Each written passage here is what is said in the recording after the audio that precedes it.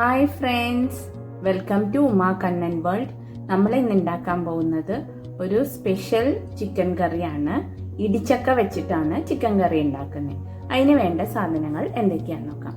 ഞാനിവിടെ 1 kilo chicken എടുത്ത് clean ചെയ്ത് വെച്ചിട്ടുണ്ട്.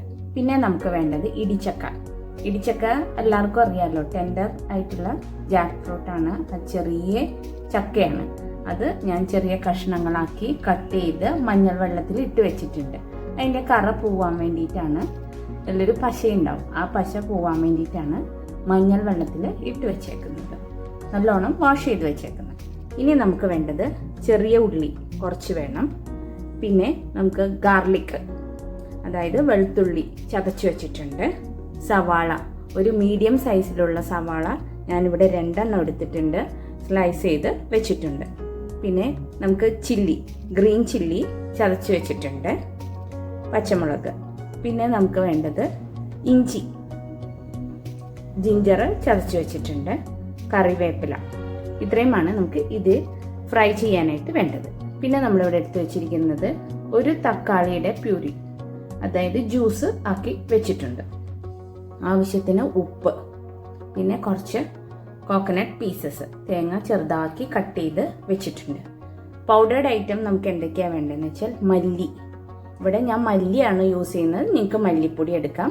അതാകുമ്പോൾ 2 ടേബിൾ സ്പൂൺ എടുക്കുക, കറി ആയതുകൊണ്ട്. പിന്നെ കുറച്ച് മഞ്ഞൾപ്പൊടി, പിന്നെ ഗരം മസാല, പട്ട ഗ്രാമ്പു എല്ലാം ചേർത്ത് പൗഡേർഡ് ആക്കി വെച്ചിരിക്കുന്നതാണ് ഗരം മസാല. പിന്നെ ചിക്കൻ മസാല ഒരു 1.5 ടീസ്പൂൺ എടുത്തിട്ടുണ്ട്. കുരുമുളക് പൊടി 1 ടീസ്പൂൺ എടുത്തിട്ടുണ്ട്. പിന്നെ നമുക്ക് വേണ്ടത് ജീരകം, പെരിഞ്ജീരകം, ഏലക്ക. ഇത്രയും ഐറ്റമാണ് നമുക്ക് ഈ ചിക്കൻ കറി ഉണ്ടാക്കാൻ വേണ്ടത്. എങ്ങനെ ഉണ്ടാക്കുന്നതെന്ന് നോക്കാം.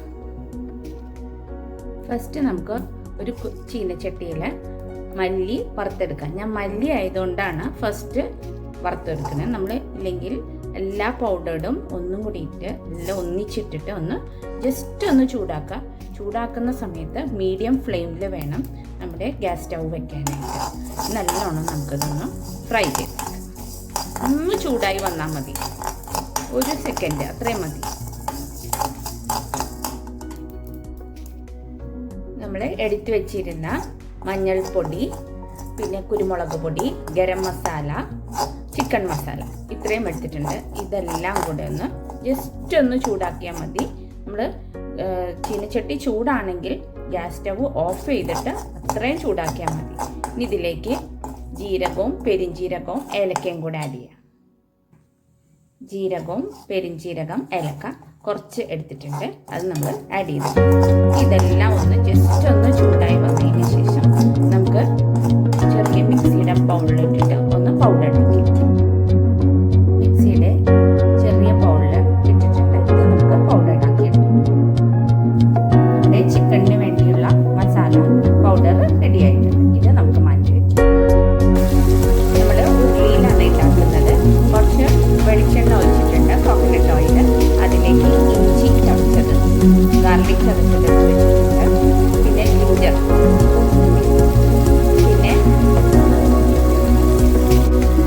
ഉള്ളിയിലാണ് ഉണ്ടാക്കുന്നത്. ഉള്ളിയിൽ കുറച്ച് കോക്കനട്ട് ഓയിൽ ഒഴിച്ചിട്ടുണ്ട്, വെളിച്ചെണ്ണ. അതിലേക്ക് നമ്മൾ ജീരകം, പെരിഞ്ജീരകം കുറച്ചിട്ടിട്ടുണ്ട്.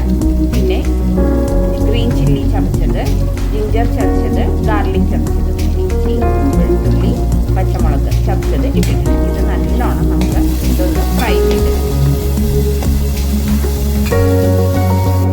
അതിലേക്ക് കുറച്ച് കറിവേപ്പിലയും ചെറിയ ഉള്ളിയും ആഡ് ചെയ്തിട്ടുണ്ട്. ഇത് നല്ലോണം നമുക്ക് ഫ്രൈ ചെയ്ത്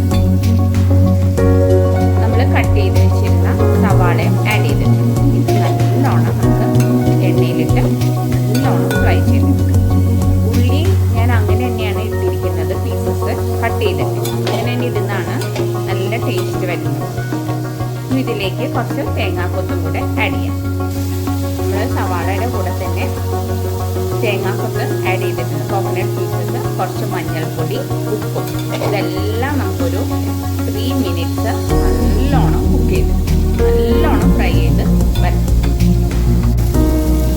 എല്ലാം നല്ലോണം ഫ്രൈ ആയി വരുന്നുണ്ട്. ഇനിയും നല്ലോണം ഫ്രൈ ചെയ്ത് വരണം.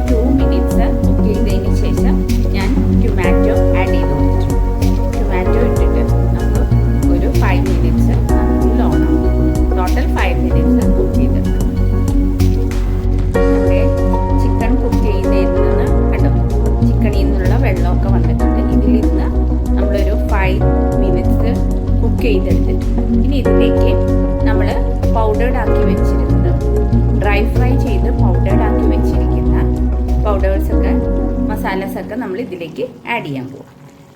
മസാല പൗഡേഴ്സൊക്കെ ആഡ് ചെയ്തിട്ടുണ്ട്. ഇനി ഇത് നല്ലോണം മിക്സ് ചെയ്യണം. എന്നിട്ട് ഒരു 3 മിനിറ്റ്സ് കുക്ക് ചെയ്യണം. ഈ സമയത്ത് നമ്മൾ കുറച്ച് ചൂടുവെള്ളം ചൂടാക്കി വെക്കണം ഗ്രേവിക്ക് വേണ്ടി. ഇത് ഈ പൗഡറിലിരുന്ന് നമുക്കൊരു 3 മിനിറ്റ്സും കൂടെ കുക്ക് ചെയ്തെടുക്കാം.